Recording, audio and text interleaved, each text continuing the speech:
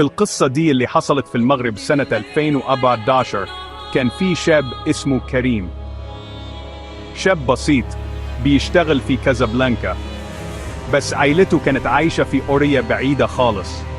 كان بيشوفهم كل فترة والتانية.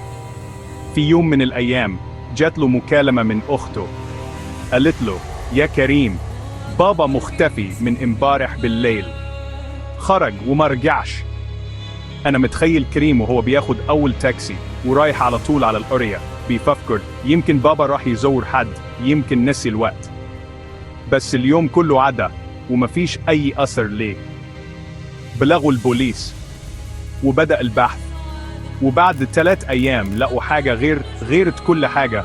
فردة جزمه أبوه جنب النهر، كانت نظيفة، مفيش طين، مفيش دم، مفيش أي حاجة. شهر من التحقيقات، مفيش إجابات، كأنه اختفى في الهواء.